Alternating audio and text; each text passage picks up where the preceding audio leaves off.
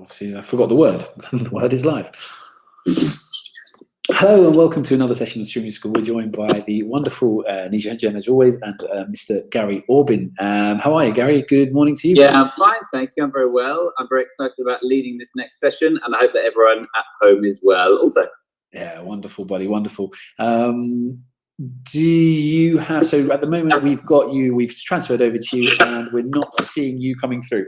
Have you started transitioning to a slide? There you are. It's Brilliant. certainly better now, big fun. Yeah, that's the one. Awake. That's the one, right, buddy? It's all yours. Okay, thanks very much. So it's lovely to join you on this session. This is the 7th lesson that I've done. We did 4 lessons looking at acting, and then a couple of lessons looking at directing, what the directing skill is, what the toolkit you have at your disposal is, and how to write about that really nicely in exams. We're now moving on to design. Now, this should be relevant. If you're someone like me, you really enjoy getting under the skin of acting and of acting questions in exams as part of that. Likewise with directing, thinking about how other actors can be on stage primarily, and writing exam questions about that. And now the challenge is, what about this thing called design? Now, if you're like me, you might err away naturally from questions about costume or questions about set design, for example.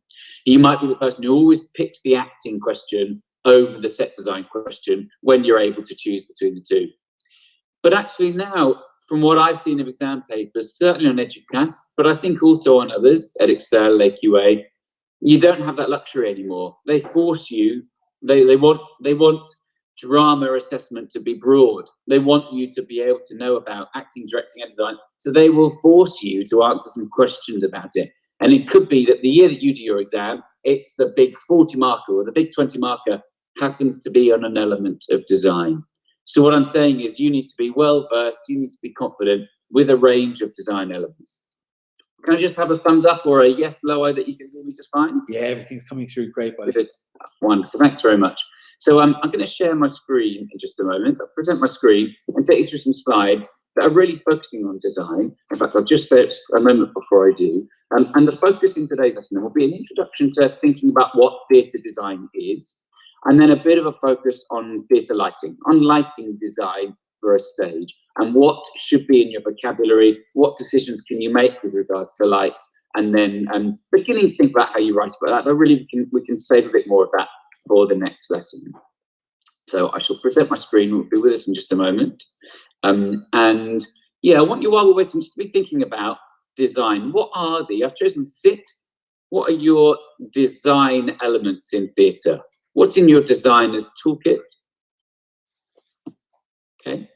So if I say that set is one of them, can you just for the next few seconds think of 4 or 5 others, please?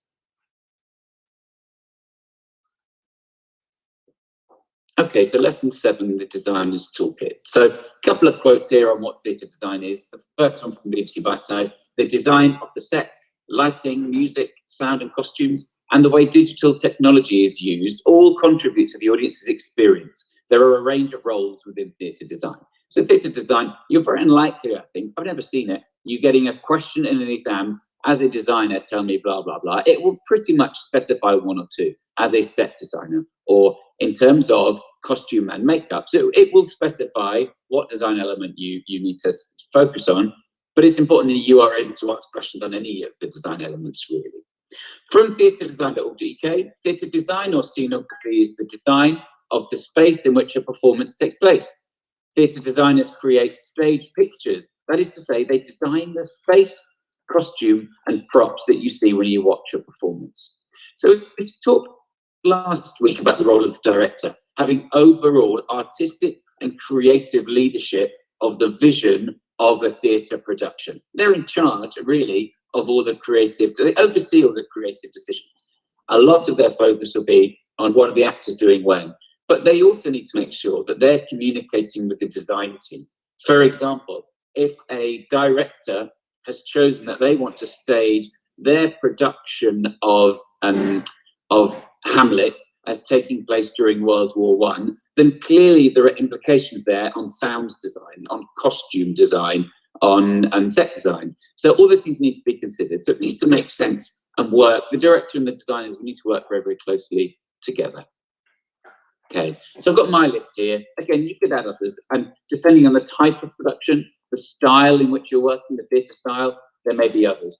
But here's a pretty good list. What does a theatre designer do? Well, within that, there's set, costume, makeup, lighting, sound, and digital design. Have you got TV screens, video, projection, those kind of elements there? Okay, so please have a think about those, about which ones you feel more confident in. I've only ever seen costume and makeup put together. I've never seen stage makeup on its own as a question. I think there's an expectation that that would be a bit too specific for GCSE students to be answering about. But certainly you might get questions. I should have put props there with set. Actually, look, set and props. I'll add that one after the session. Costume, makeup, lighting, sound, digital design. Now, the first thing, just as with directing, is what do you want your production to say? You must not rush into, I'm going to have this colour lights and my set's going to have this in the background. The first thing is, do you have something to say? If you are putting on a production of Hamlet, actually, what on earth do you want to say? What's the point in you designing this? And the point of you putting on a play shouldn't be just because you like the play, it should be because I want to communicate to the audience the total tragedy involved when families fall apart or whatever it is. Okay, so what do you want your production to say? So if your play is about an upper class family, let's say a wealthy, rich, posh family, there are a range of things you could say about that family in your play. Okay, so you could say that the world they live in is beautiful. You could say the world they live in is superficial and fake. You could say that we should all, as audience members, we should all aspire to this life. It should be seen as this is what we want to achieve. We want to achieve that we're in the upper class now. But you might want to say that what happens in a home is a secret from the outside world. So we see people on the outside showing one thing, and in the privacy of their own homes showing something quite different. So clearly, it's for you to work as a designer. You work with the director to work out what's the message, what do you want to communicate to an audience, why are you putting this play on, and then to think about the design decisions that come within that. Clearly, if you're showing that the world they live in is beautiful, or you're showing if the world they live in is superficial and fake, that's going to have an impact on what props you have and whether they're quite sort of gaudy and shiny or whether they're quite classy. It's going to have an impact on what costume the characters wear, what pieces of furniture are in the set. So it should have an impact on every decision you make, but it starts with what do you want your production to say. Give one more example there for a play about going out to bars and clubs. So it could be that your production that's going to have some scenes set in bars or nightclubs. It could be that you're saying that going out dancing is the most fun thing you can do. And think about all the fun that sound and light designers could have if you're saying, I want you to paint a picture of going out to bars and clubs is absolutely awesome and exciting. Okay? Or you can pretend going out and getting drunk is what people do when something else in their lives is missing, but actually it's a sad thing. And then you can think again about how would the sound and lights there be different? Could we do something interesting with the sound where we sort of distort and echo, or something with the light where certain colours are used to present a certain mood? And likewise, costume and makeup, how will they be worn in a way that shows that this isn't really a life that people should aspire to? That nightclubs should be glamorised, or that pubs are places for those with unhappy home lives. I'm not suggesting any of those four things are true, but I'm saying that you as a designer, working with your director, would need to know what your production is aiming to say. Okay, so that's the first thing there. A typical exam question here, and they vary, but this is a fairly typical one. As a designer, explain your ideas for a design element. So going back to that list here, for example. As a designer, explain your ideas for, let's say, set and props within this extract, or within the whole play, potentially. It could be picking out one or two key scenes within the play. And that's the sort of kindest question you could get, really. It could be communicate how you want to show that characters are different through your use of costume, for example. So it could be one that's a bit more nuanced, a bit more tricky, but essentially asks for the same thing: share your design ideas and justify them. Now, there's that word interpretation. I want you to appreciate that you need to make decisions here. The playwright does some of the work. They give you the words, they give you the characters, and within that, you need to understand the characters in the play really well. But it is for you to interpret. Okay, little task for you here. By looking at these 6 pictures, can you consider which productions they are from? I'll give you 10 seconds to do so.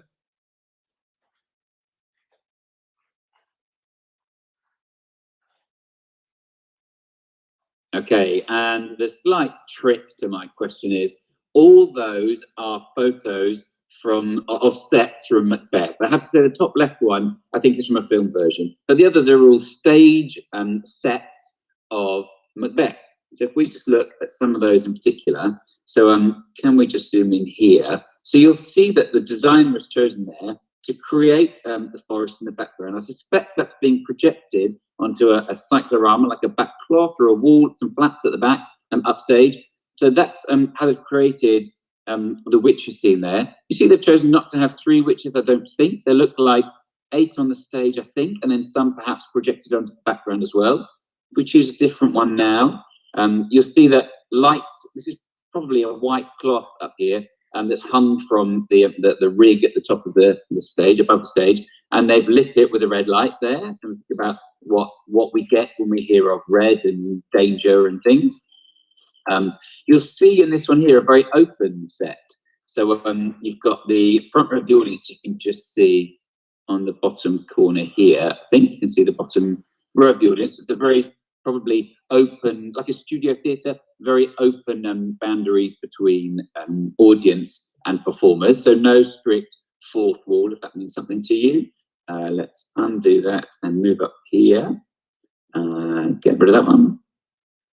And then if we can zoom out, and there we go in again. Here you've got quite a more formal stage, a proscenium arch theatre, where you've got various quite clearly marked areas of the stage, haven't you? So I suggest that red up the top here has been created with lighting. Get that on there. So this area up the stage here has been lit to be red, and it looks almost like a throne, doesn't it? You can imagine Macbeth and Lady Macbeth occupying this area slightly, and then 2 areas here which are symmetrical but used for slightly different purposes, I'm sure. And then the large main bit of the stage here, this centre stage area, which is quite large, where most of the action will take place, I'm sure. But the set designer has chosen there to have some different levels in their performance. And then is there, let's look quickly at this one up here as well. Again, you've got lots of different stage areas there, including that raised level at the back, which I'd certainly be thinking as a director, wow, the designer's given me, the set designer's given me this awesome space here, how can I use it? Okay, that area at the top there. And then you're thinking also the set design about entrances and exits. How do I get on and off this stage? So these are all productions of Macbeth. And so it's that word interpretation that I talk about. You, as a set designer, costume designer, whatever, need to make those decisions. You start with what the playwright's given you, and then you take it in any direction that play permits.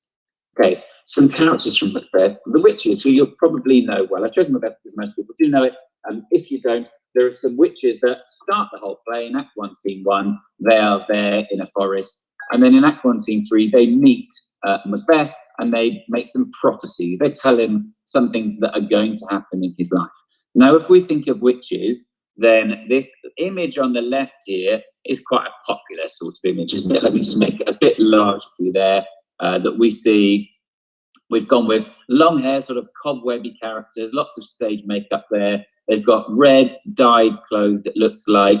The clothes have been distressed a bit to make them look really old, and they're over a cauldron there. So I'm really thinking about costume and makeup design here. Whereas the costume designer here has gone, well, I'll get them all looking the same as each other, but I'll get them so I can't really see their faces, but put them in quite a contemporary context. These witches we just saw a second ago look like they're from another world. Well, these characters look in some way like they're human. They've got handbags. They look like they're from this world, but clearly there's something very strange about them. And then this one here, well, this could be something from a horror movie, couldn't it, really? And this is from a film version of Macbeth with Patrick Stewart, and they are sort of, surgeons that perform illegal operations and remove body parts and have blood splattered all over them. So that's not really the traditional witch we think of, but still someone who you wouldn't want to meet in a forest or anywhere else. So as costume and makeup designers there, they've each done a great job, haven't they, of going, this is our production. It's going to be different to other productions of Macbeth that you might have seen.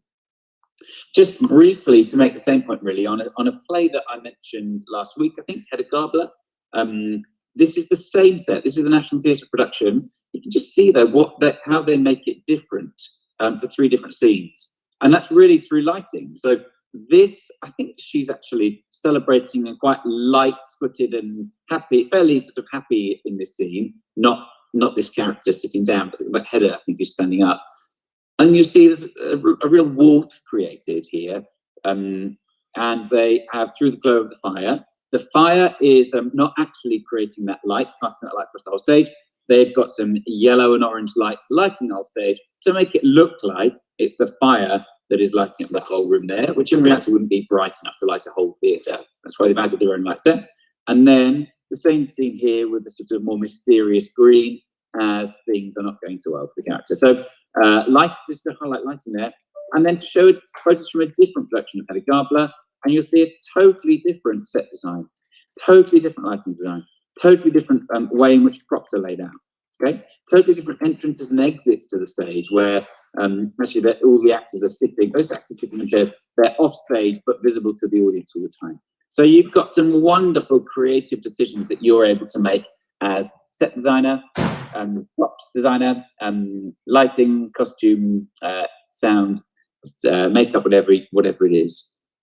Okay, so when you're thinking about design questions, then step number one is, what do you want to show? And you write a quick, sort of brief sentence, but really you need to know yourself first. As a designer, I want to show that. Okay, I want to show that Hedda Gabler is a woman we should all sympathise with. Okay, and then think about, as a costume designer, what decisions you make there. I want to show that Macbeth is guilty of a total power trip, or that he's totally at the mercy of his wife and does exactly what his wife tells him without making decisions for himself. And then you can think about, what shall I do with makeup for Lady Macbeth, for example? Or what shall I do with props that either of them can have that suggest power or lack of it? Okay, and then you have to choose your design element. Now, normally this is chosen for you, of course, by the exam board. But you're first thinking, what do I want to show? And then you're thinking, can I find an example within digital design, props, etc., that helps me to show that? Okay, so which design element am I writing about here? And then you're asking step three, you're asking, what are the key decisions to be made with each design element? So what do I want to, step one, what do I want to say? Step two, which design element am I writing about here? And step three then, within that lighting element, what decisions can be made? And you need to know that, of course, for all of the design elements that may come up in an exam paper. So there is a lot to learn here. Just to go through lights as a brief example, really. You can use colours. So what different colours are you using of lights on the stage? And more about how you do these things in a moment. You can use positioning. Where are my lights on stage? Am I using a floor light, or have I got all my lights up in the lighting ring above the stage? And what difference does that make? What angles are the lights coming in from? What types of light am I using? Again, I'll go through those in a moment. And where am I directing the light, in a really focused position or general washes that fill the whole stage? And how bright are the lights? Are they dim or are they bright? And what does that suggest as well? And then using your combination of those things, colors, positioning, angle, types of light, where you direct the light, and how bright or dim they are, you can use a combination of those things to show location. Are we inside, outside? If we're outside, what's the weather like? To show mood, is a character deeply woeful and sad throughout the scene? And then how do you show that through stage lighting? Is it a naturalistic style or an abstract style? So are we saying that we want the audience to totally buy into this as a truthful world of, let's say, Macbeth? Or are we saying, no, we want them to know it's a play and we want to really use lights and sound to show the inner turmoil within Macbeth, for example, in which case that's not naturalistic, but that's great. It allows you real creative freedom. Is it internal or external? Like I said above, is it inside or outside the setting of this scene? Class and wealth, we can use lights to show class and wealth. And then time of day. Is this daytime? Or is this evening? Is this early morning? Is this the middle of the night? And we can use lights, of course, to show us some of those things. Loa, how are we doing for time before I decide how much further to go, please? Hey, you've literally hit that. You have literally hit the time, yeah. In which case, tomorrow then, got a little bit less far than I thought we would, but there's so much to talk about here. We'll keep going on lighting tomorrow. We'll talk through the types of lights that there are, why you would use each of them, without you needing to be wonderfully technically gifted. You can learn the names of a couple of the lights and why you'd use them, and that's really it for types of lights.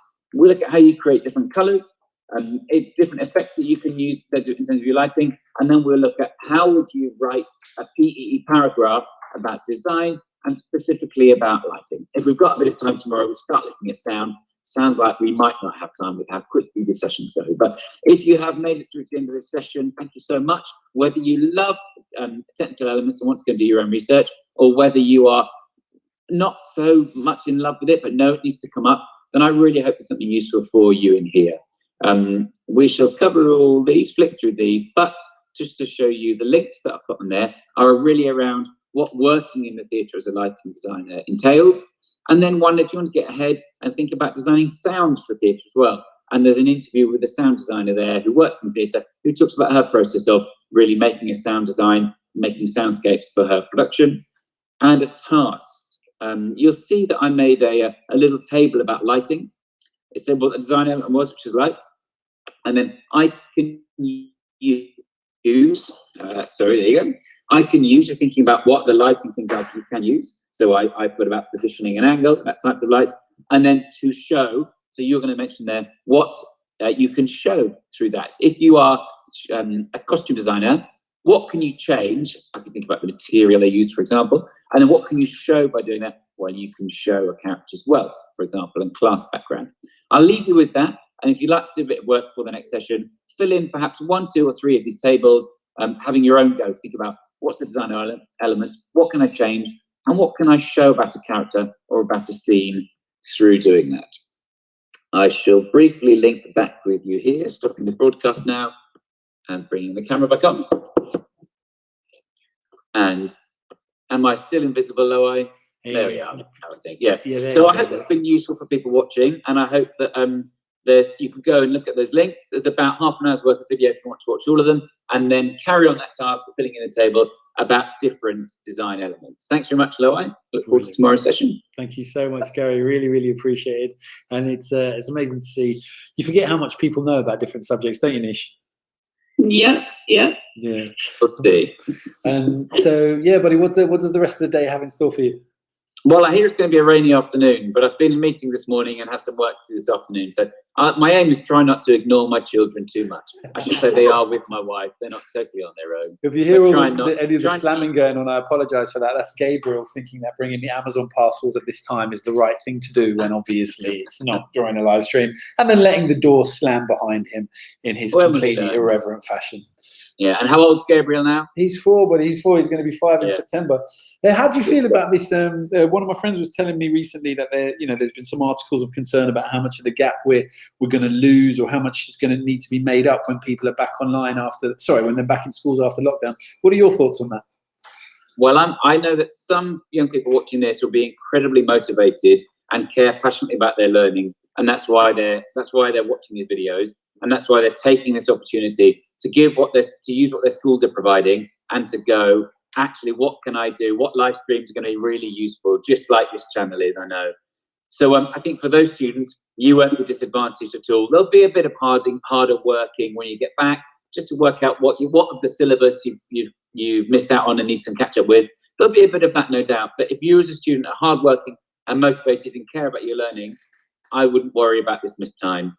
If you are someone who struggles with that, there's a bit more catch up to be done. And I really hope that if you are someone watching this, you can spread the word to all of your friends and peers who perhaps aren't working so hard and taking these chances to go, watch these videos. They're great. There's some links, there's some tasks. And that means that we can stay in touch with our learning. Yeah, I agree with you, buddy. And for those that haven't got it, I think it's going to be clearer than ever, if that gap has widened, that we need to make sure as educators we find ways to get to them. And there's going to be a lot of, I think that's the second, so much has been concentrated on delivering learning opportunity online. But what about people who just don't have that culture, don't have that access, don't have that awareness? They can't be left behind. Totally agree. That digital poverty, people don't have the facilities at home, resources. But these videos aren't going anywhere also. So if there is a bit of catch up that needs to be done, when we all can move around a bit, when the local libraries reopen, when the schools reopen, then at least people can catch up then. Perfect. Look forward to it, buddy. Thank you so very much. Look after yourself. Pleasure. See you tomorrow.